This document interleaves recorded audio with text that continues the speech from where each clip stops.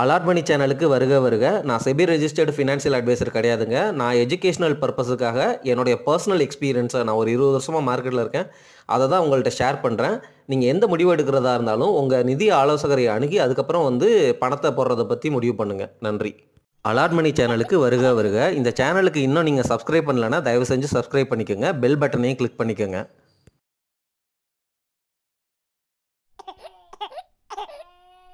Charlie Munger பேசின ஒரு வீடியோவை ரீசெண்டாக கேட்டேங்க. அந்த வீடியோவிலேருந்து நான் எடுத்துக்கிட்ட இன்ஸ்பிரேஷனை அல்லது அதே விஷயத்தை தான் நான் உங்ககிட்ட ஷேர் பண்ண போகிறேன்.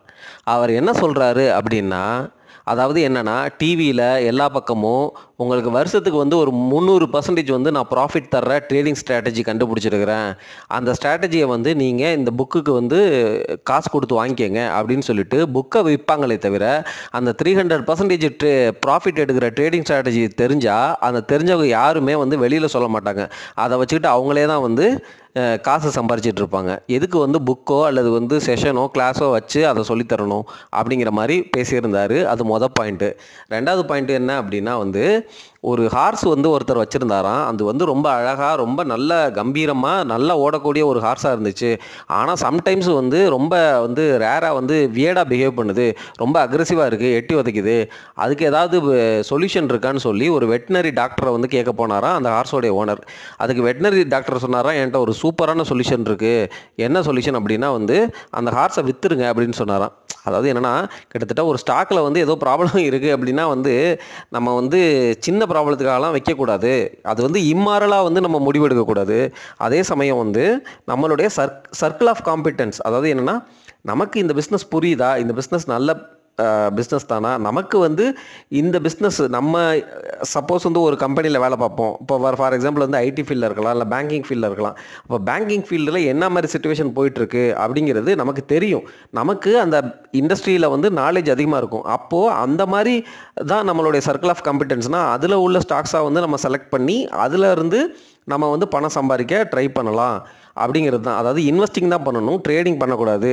ட்ரேடிங்கிறது என்ன அப்படின்னா, நீ இதை விற்று அதை வாங்க, கிட்டத்தட்ட ஈக்விட்டியுமே நீங்கள் வாங்கிட்டு 4 மாதம் கழித்து விற்கிறது, அப்படி பண்ணுறது கூட கிட்டத்தட்ட ட்ரேடிங் தான். அது எப்படின்னா, ஒரு இளைஞர்களுக்கு ஸ்டெராய்டு கொடுத்த மாதிரி அப்படின்னு சொல்கிறாரு. ஸ்டெராய்டு கொடுத்தா என்ன ஆகும், ரொம்ப பவர்ஃபுல்லாக பூஸ்ட் மாதிரி ஃபீல் பண்ணுவீங்க, அதுக்கப்புறம் இறங்கிருச்சுன்னா ரொம்ப டவுனாக போகும். அந்த மாதிரி பண்ணுறது வேஸ்ட்டு அப்படிங்கிற மாதிரி தான் அவர் சொல்கிறாரு. ஒரு பிஸ்னஸை நமக்கு புரியுதான்னு பார்த்துட்டு அதோடைய சர்க்கிள் ஆஃப் காம்படென்ஸில் நம்ம இருக்கிறோமா, நமக்கு அது உகந்த பிஸ்னஸ் தானா அப்படின்னு புரிஞ்சுட்டு அதில் இன்வெஸ்ட் பண்ணுறது தான் உச்சிதம் அப்படிங்கிறாரு. நம்மளை சுற்றி எப்படியெல்லாம் மார்க்கெட்டிங் அல்லது அட்வர்டைஸ்மெண்ட் போயிட்டுருக்குன்னு பாருங்கள். டிவி சேனலில், பேப்பரில் நம்மளை டெம்ப்ட் பண்ணுற மாதிரியே நிறைய அட்வர்டைஸ்மெண்ட் போடுவாங்க. நம்மளும் காசு கொஞ்சம் இருந்தால் அது மூலமாக எதாவது சம்பாதிக்க முடியுமா அப்படிங்கிற மாதிரி தான் பார்க்குறோம். எல்லாத்துக்குமே நம்ம பிரெயினில் அந்த கேம்பிளிங், சூதாடுறது, போட்டு காசு சம்பாதிக்கணுங்கிற ஆசையும் அந்த கேம்பிளிங் எஃபெக்ட்டும் நல்லா வயராக இருக்குதுன்னு நினைக்கிறேன். அதுதான் நம்மளை போட்டு பாடாப்படுத்திட்டு இருக்கு. தயவு செஞ்சு அந்த ட்ராப்பில் உழாதீங்க. எப்படியெல்லாம் இருக்குன்னு சொல்கிறேனே, இப்போ ஒரு அட்வர்டைஸ்மெண்ட் போடுவாங்க, அதில் நான் 100% ப்ராஃபிட் பார்த்தேன், இந்த 6 மாதத்தில், இந்த போன வருஷத்தில் பார்த்தேன் அப்படின்னு சொல்லி அட்வர்டைஸ்மெண்ட் போடுவாங்க, சரிங்களா? ஆனால் அந்த அட்வர்டைஸ்மெண்ட்டோடைய உண்மைத்தன்மையை போய் ஆராய்ஞ்சிங்க அப்படின்னா, 1 லட்சம் பேத்தில் யாரோ ஒருத்தருக்கோ 2 பேத்துக்கு தான் அந்த ப்ராஃபிட் கிடச்சிருக்கும். அதுவும் அக்கேஷனலாக கிடச்சிருக்கும், அல்லது கிடைக்காம கூட இருக்கலாம். அப்படிலாம் கூட நடக்கும், சரிங்களா? எல்லாத்துலேயும் பெஸ்ட்டு எனக்கு கிடைக்கணும் அப்படிங்கிற மாதிரி தயவு செஞ்சு யோசிக்காதீங்க. போடுற காசை சேஃபாக வைக்கணும். சேஃப்னா என்ன, உங்களுக்கு புரிஞ்ச பிஸ்னஸில் இன்னும் 20 வருஷம் கழித்து கூட அந்த கம்பெனி இருக்கணும், புரியுதுங்களா? அப்புறம் தான் நீங்கள் குரோத்தை பற்றியே யோசிக்கணும். உங்கள் கேபிட்டலை ப்ரொடெக்ட் பண்ணுங்கள். நீங்கள் ஒரு கம்பெனியில் நல்லா பூமாக இருக்குது, இந்த கம்பெனி வளரும்னு யாரோ சொல்கிறாங்க அப்படின்னு சொல்லிட்டு போய் போடுறீங்க, அது ஸ்மால் கேப் ஸ்டாக்கு. ஒரு 10 வருஷம் கழித்து அந்த கம்பெனி இருக்குன்னு உங்களுக்கு தெரியுமா? அந்த அளவுக்கு நாலேஜ் இருந்தால் மட்டும்தான் அந்த மாதிரி ஸ்மால் கேப் கம்பெனிகள்லாம் நீங்கள் பெட் எடுக்கணும். நீங்கள் எப்பொழுதுமே ஒரு ப்ளூ சிப் ஸ்டாக்கை வாங்குறத பற்றி யோசிங்க. மணியை சேஃப்கார்டு பண்ணுங்கள். அதுக்கப்புறம் அந்த ப்ளூ சிப் கம்பெனியும் உங்களுக்கு டீசெண்டான ப்ராஃபிட்டை கொடுக்கும். அது மூலமாக தான் நீங்கள் பெரிய அசட் வெல்த் கிரியேட் பண்ண முடியுங்க. இப்போது உங்களுக்கு நல்ல வாய்ப்பு. ப்ளூ சிப்பெல்லாம் ஓரளவு நல்லாவே கரெக்ட் ஆகிட்டு இருக்குது. ஜென்ரலாக ப்ளூ சிப் ஸ்டாக்ஸ் எல்லாமே நல்ல பியில் ரொம்ப நாளைக்கு ட்ரேட் ஆகும். இப்போ அது நல்ல ஜோனில் இருக்கிற மாதிரி எனக்கு தெரியுது. ஸோ அதனால் நீங்கள் இதை மறந்துடாதீங்க. நம்ம இந்த பீச்சு எங்கேயாவது போனோன்னு வச்சுக்கோங்களேன், அங்கே எப்படின்னா இந்த பொம்மையெல்லாம் வச்சுருப்பாங்க. ரூ. 10 ரூ. 20 அந்த பீங்கான் பொம்மை சின்ன சின்ன பொம்மையெல்லாம் இருக்கும். அதுக்கு வந்து நமக்கு வந்து ஒரு 3 to 5 ரிங்கு மாதிரி கொடுப்பாங்க. ரூ. 30 காசு கொடுத்துட்டு அந்த ரிங்கை வந்து கரெக்டாக வந்து அந்த டாய் மேலே போட்டோன்னு வச்சுக்கோங்களேன், அது வந்து உங்களுக்கு கிஃப்டாக தரப்படும் அப்படின்னு. இதை பார்த்தா யாருமே வந்து யோசிக்க மாட்டாங்க, டெம்ப்ட் தான் ஆவாங்க. சரியா? அதாவது என்ன, அந்த டாயை பார்த்து நம்ம போட்டுருவோம் அப்படிங்கிற மாதிரி நமக்குள்ளே ஒரு ஃபீலிங் வரும்ல. ஆனால் ப்ராக்டிஸ் பண்ணாமல் அதில் வந்து நீங்கள் எடுக்கவும் முடியாது. அந்த ரிங்கோடைய வளையமும் சின்னதாக இருக்கும்.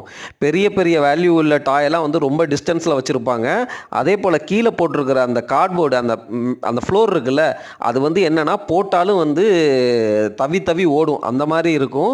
அதே சமயம் வந்து என்னென்னா இந்த ரிங்கு வந்து கரெக்டாக ப்ராப்பராகவும் போய் உட்காராது. இப்படி பல ஆங்கிளில் வந்து நீங்கள் ஏமாற்றப்படுவீங்க. அதாவது என்னென்னா ப்ராபபிலிட்டி ஆஃப் அந்த வின்னிங் வந்து அவங்களுக்கு தான் வந்து ஜாஸ்தி. அதை தான் வந்து நம்ம யோசிக்கணும். புரியுதுங்களா?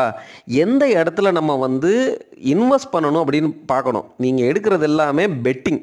இப்போ நான் சொன்னேன் பார்த்தீங்களா, ரிங்கு போட்டால் டாய் கிடைக்குங்கிறது வந்து பெட்டு. புரியுதுங்களா? ஆனால் வந்து ஒரு நல்ல கம்பெனி, நல்ல பிஸ்னஸ், சரிங்களா? டெய்லி இப்போ பேஸ்ட்டாக டெய்லி நல்லா போயிட்டுருக்கு.